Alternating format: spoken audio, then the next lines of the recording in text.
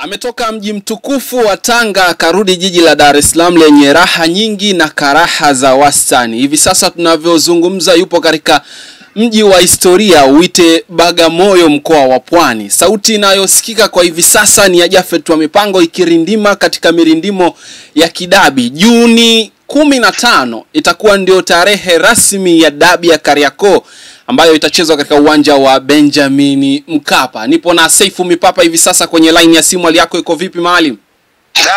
Japhet, namshukuru Mwenyezi Mungu, nashukuru uzima nilionao. Nipo katika mji wa kihistoria. Na niwaambie wadau zangu wasistushwe sana kuona mbona Saifu watulii. Ni katika kuhangaika na maisha, katika kutafuta riziki. Naam Japhet, nimeona na mimi taarifa ya tarehe rasmi ya dabi. Tarehe 15 Juni, lakini Japhet, naam, mimi sitaona tabu kukumbusha maneno yangu ambayo nilikuwa nayazungumza. Na Japhet, baada ya kutajwa tarehe, sio mbaya ukawa kama mjadala pamoja tuliujadili kwa kiwango kikubwa. Ndio. Nini maana ya kusema acha uwe mjadala? Mantiki yake, mantiki ya kufanya uwe mjadala, kwa nini TFF wameamua kurudisha hilo jambo? Kwa nini TFF wameamua kurudisha? Japhet, naam, Japhet, ni mpira ni mchezo unaohitaji nidhamu, unahitaji haki, unahitaji na misingi. Japhet, achilia mbali issue ya Juni, ngoja nikwambie kitu kimoja Japhet. naam. Sitaki kusema nani kafanya. Sitaki kusema mjadala ulikuwa wapi, sitaki kumuonyesha kidole mtu yoyote, lakini Japhet, sikia ujumbe huu, na huo ndipo mpira ulipoharibiwa katika nukta tatu. Japhet, naomba nisikilize kwa makini alafu nitarudi katika msingi wa dabi. Ni katika nukta tatu mpira wa Tanzania umeharibiwa sana. Japhet, kwa mujibu wa uelewa wangu mimi na TFF tukubaliane, kwa mujibu wa uelewa wangu mimi, unapoambiwa hii nini mnaita bodi ya wadhamini, inakuwa ni bodi ni bodi katika timu, kuna bodi ya wadhamini. Naitaka hiyo. Unapoambiwa hii ni bodi ya wadhamini kitaalamu, Japhet, unazungumzia hiyo ndiyo mamlaka yenyewe. Kwa mfano, kisikia hii ni bodi ya wadhamini wa Yanga, manake unaizungumzia Yanga. Final say. Mnataka kutoa fedha, ni lazima bodi ya wadhamini saini. Japhet, watu wakae wakijua.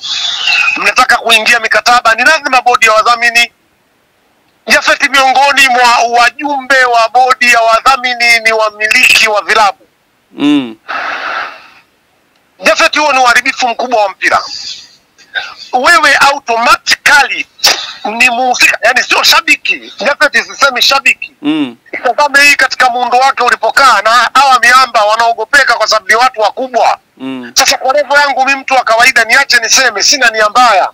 Huo ndio uharibifu wa kwanza wa mpira, ndio madeko ya mpira unapoyasikia. Ndio vurugu unazoziona. Niseme TFF respect sana. Japhet, nimesema ni mambo matatu, nitayagusa yote. Yupo miongoni mwa watu, sitaki sasa kumtaja jina, lakini inatambulika, yupo katika bodi ya wadhamini wa Yanga, anamiliki klabu. Japhet, ndio. Umiliki wa klabu, na wewe sio shabiki, na wewe ni mmiliki wa klabu nyingine. Maana yake kitaalamu unakuwa umemiliki vilabu viwili wewe kupitia na wajumbe wenzio 4. Kama watakuwa hawana, basi tutakuwa tunakugusa wewe. Badala yake Japhet, kitu utakapokuja kukiona, iwe ni quality. Jambo la pili, iwe ni quality, iwe ni swala la miundo mbinu. Japhet, Yanga atacheza mechi rahisi sana na Prison, lakini Singida hatomfunga Yanga. Ndio hatomfunga Prison. Japhet, sijasema kumepangwa, sijasema nini. Sikiliza muundo huo.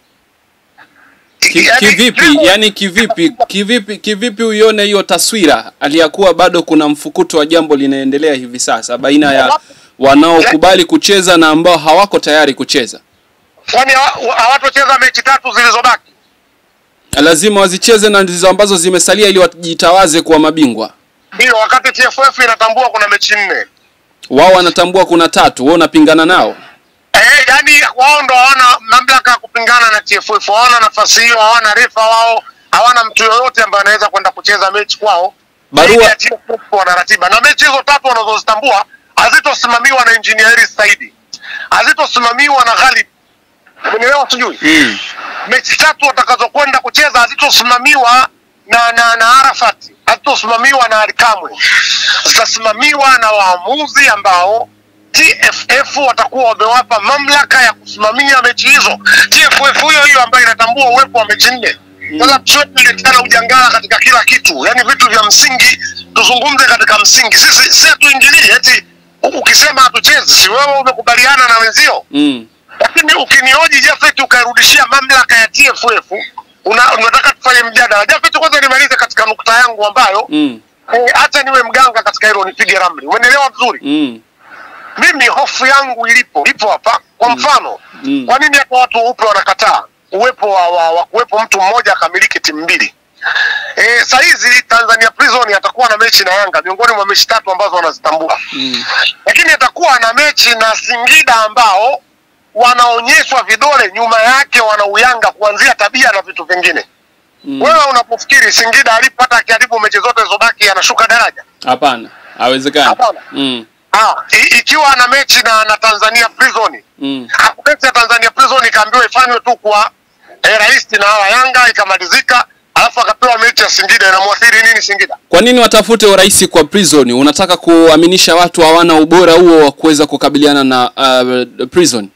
Huo ndo ukweli, sio Prison tu hawana ubora wa kukabiliana na klabu yoyote katika hivi vilabu vya ligi kuu hawana. Ukisema hivyo wao watakuuliza walipatia wapi ubora ikiwa 60% ya wachezaji bado ni wale walioifunga Simba Sports bao 5.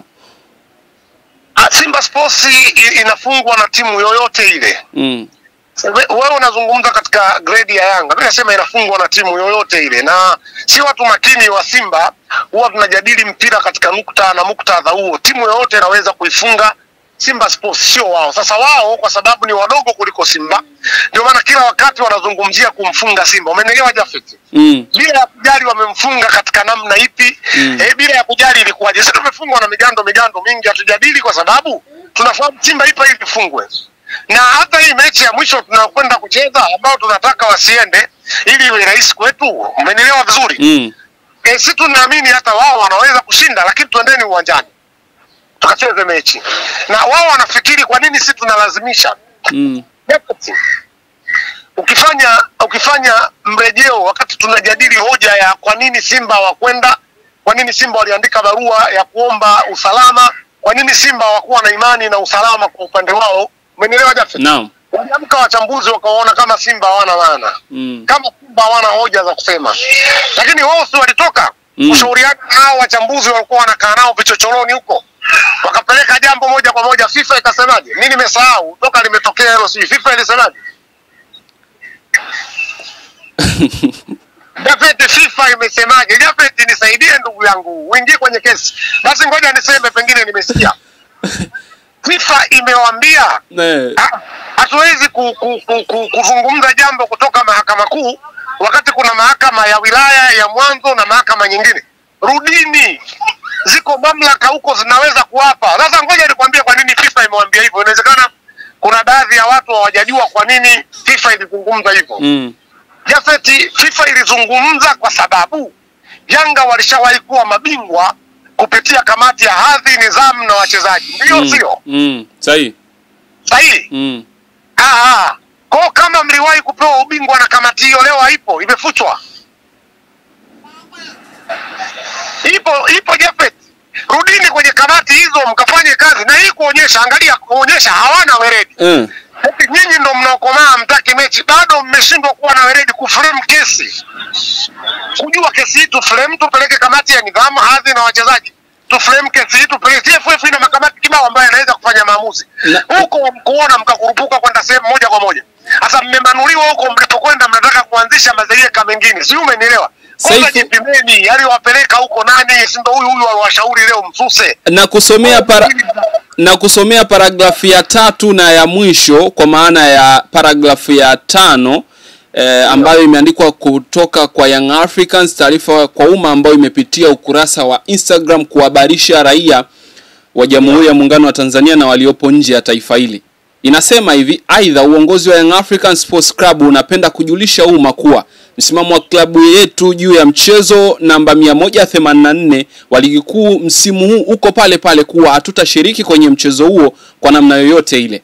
Wanayanga wote watakuwa tayari kupambania haki yao kivyovyote vile ili kukomesha dhuluma na uvunjwaji mkubwa wa kanuni unaoendelea kufanywa na mamlaka za soka kwa maslahi mapana ya maendeleo ya soka nchini. Unaona paragrafu ya 5, wanayanga wote. Uongozi unahamasisha sasa wanayanga kulivaa hili kinaga ubaga ili mechi isichezwe. Ngoja nikwambie Jafet. Watu wenye maarifa madogo na uwezo mdogo wa kutafiti vitu huchukua jamii ya watu dhaifu kama wao walivyo ili wasaidie katika hilo ambalo wanataka kufanya, iwe lina faida halina faida. Na hizo ni kauli za kutisha. Yaani kauli hizo ndo Yanga wanazitumia kwa kutaka kwamba serikali na chama cha soka ziogope. Jafet. Hapa hatupo na ligi ya Yanga. Waweza wajitoe katika mpira wakafanya shughuli zao nyingine wanazoziweza. Inawezekana ni waimba tarabu wazuri tu. Sasa wanataka kurudi katika sekta zao. Hatuwezi Jafet kuendelea kuvumilia huo ujinga. Mimi uite hivyo. Umeelewa? Kwamba si hatuwezi kuendelea kubembeleza watu ambao hamna maarifa. TFF gani ambayo unaisema kuhusu mchezo wa Simba na Yanga, na TFF ipi ambayo unaendelea kucheza mechi zake? Kwani hao wana madudu mangapi Jafet? Eti mtu anakuambia wewe usijadili madudu ya hawa wakati hata wewe uruhusiwi kujadili kama kweli kuna madudu TFF wakati wewe mwenyewe ni mchafu. Tunaelewana bwana Jafet? Na kuelewa vizuri Saifu. Yaani favor, kwani Yanga nchini nani Jafet? Ni klabu ya mpira wa miguu Tanzania. Mimi nahisi ni mbulula kama mbulula wengine Jafet. Wewe sasa umeamua kuwatusi. Ni namna.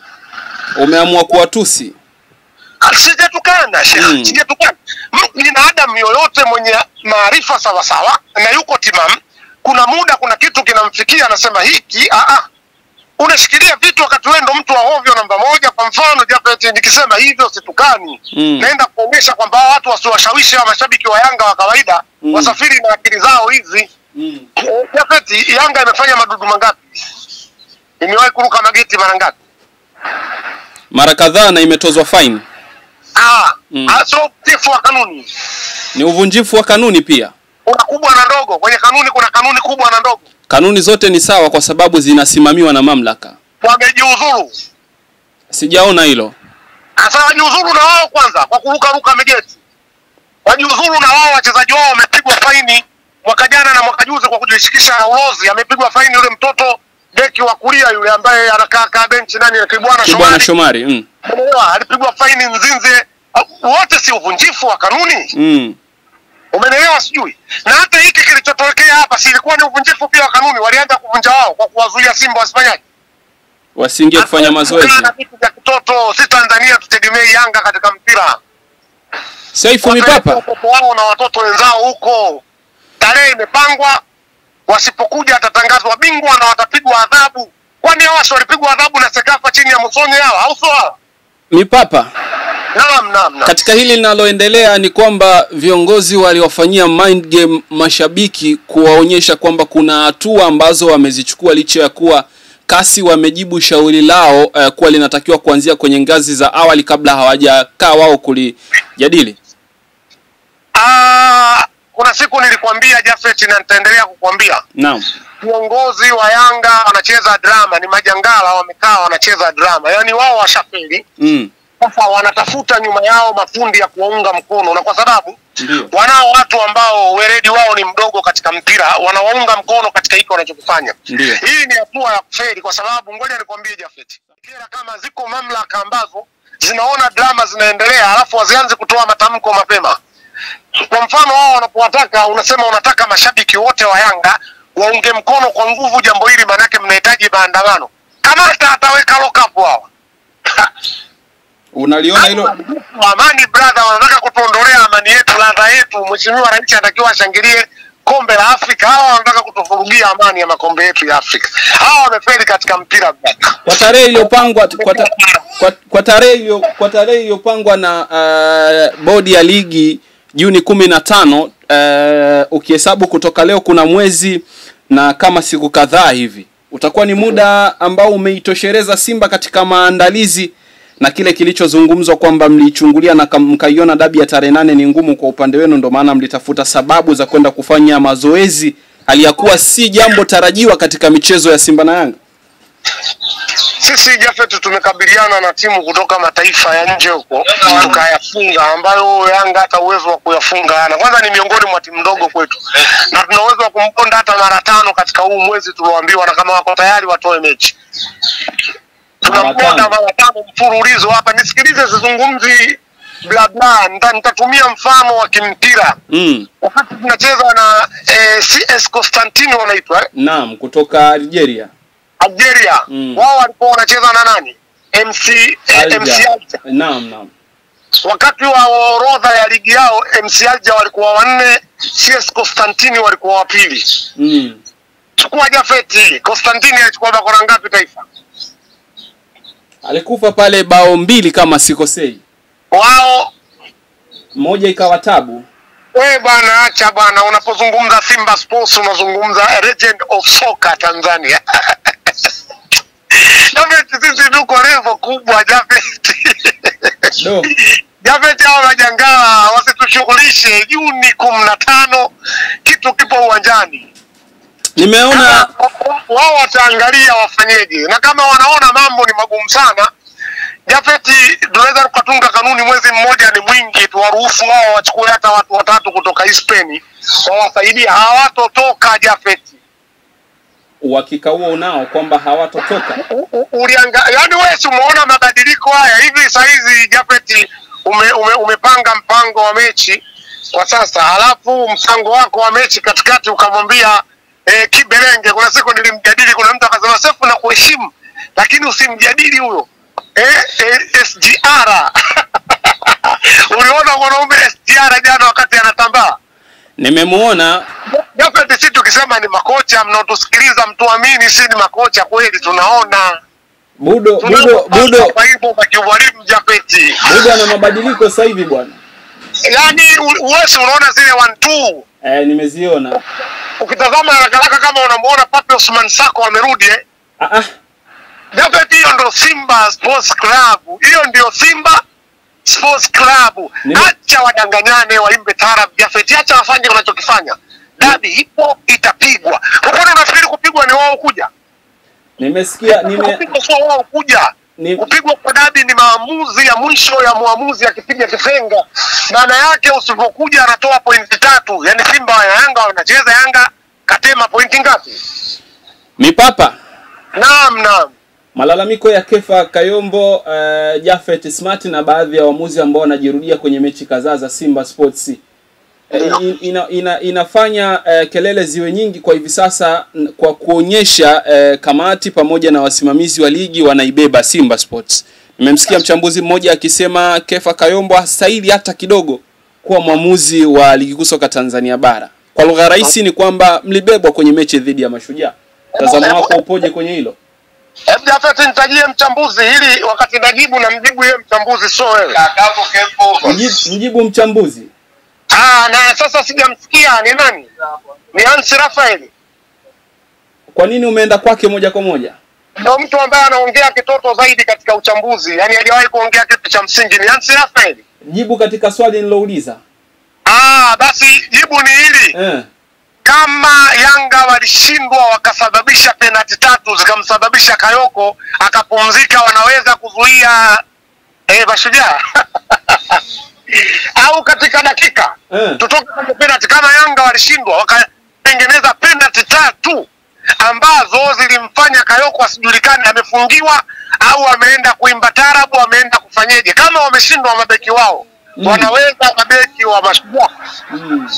Uwezi kuizuia Simba isipate hivyo vitu, otherwise tukubaliane Jafet. Ndio. Huyo mchambuzi akajifunze tena kwamba Simba ikicheza penalti zitolewe. Aziz Ki akiwa mfungaji bora alifunga magoli ya penalti yanakaribia 10. Ndio, walipewa nani hizo? Ilikuwa upande wao Young Africans. Ni sawa, maana yake ndo ana haki ya kupewa penalti. Sisi tujifunze kuimba tarabu, huyo mchambuzi akajifunze. Hao ni wachambuzi ambao wana level ndogo sana katika kuzungumza, wamekimbilia tu studio. Umeelewa hilo? Jambo la kwanza. Jambo la pili, issue ya dakika ni issue ya muamuzi. Huyo mchambuzi atuambie yeye aliona dakika ngapi zilipaswa kuongeza kwa saa gani.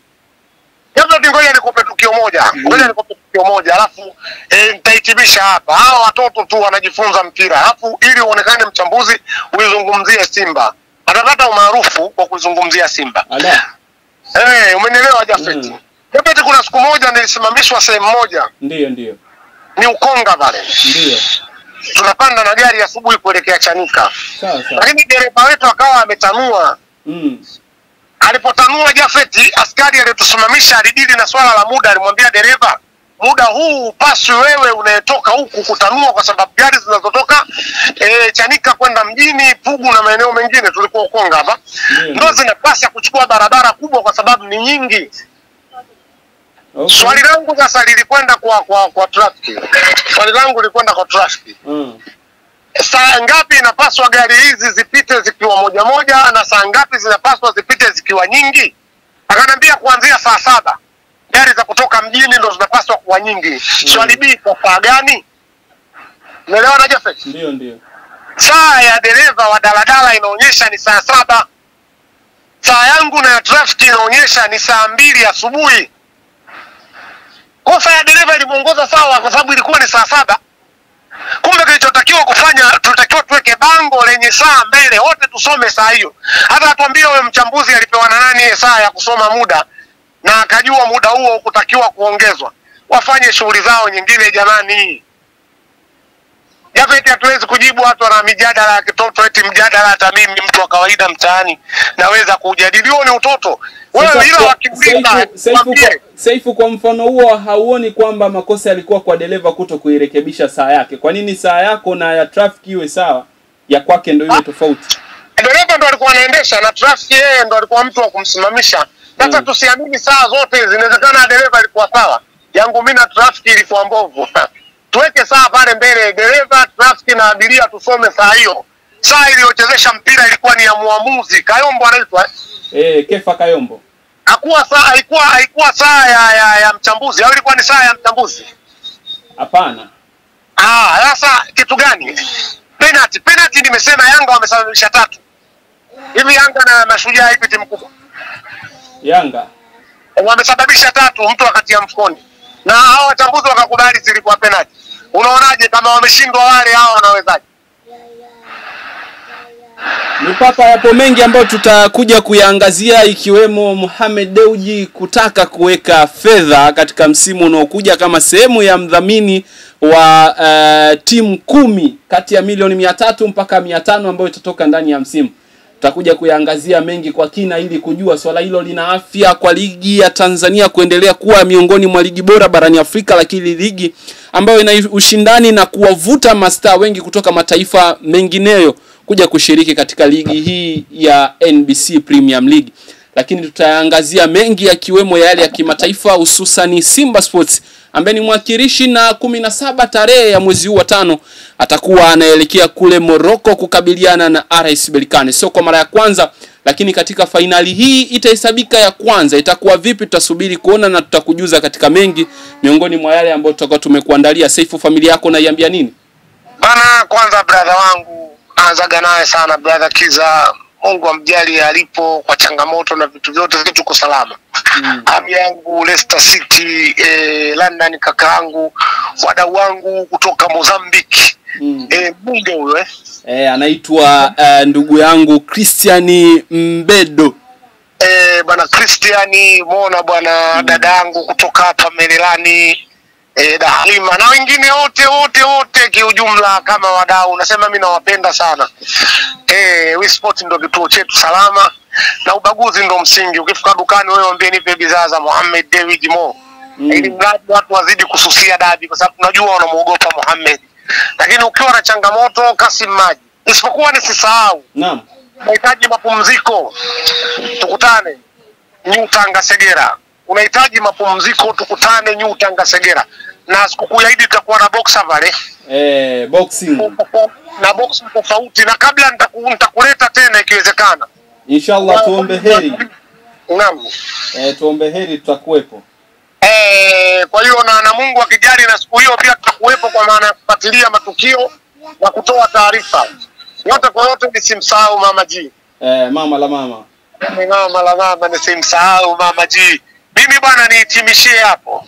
Bana Seif, mimi nikushukuru sana kwa muda wako, ila tu nitakuwa na swali hapa hewani. Kiza inatakiwa tujibu hapo kwenye comment. Yule Rich Kiza huwa ni yeye huyu Kiza au huyo Rich Kiza ni mtu mwingine? Kwa sababu nalisikia sana hilo jina likitajwa, sasa nanijia kichwani kwamba yawezekana ni ndugu yetu Kiza, ila hiyo Rich anatambulika kwa maeneo mengine. Atuhabarishe ili tujue tunaishi naye vipi. Kama ni tajiri basi aweze kutokotesha. Maalim kutokea Bagamoyo, siku tukutakie kila lenye heri, na tunasubiri tarehe 15 tujue nini kitakachojiri.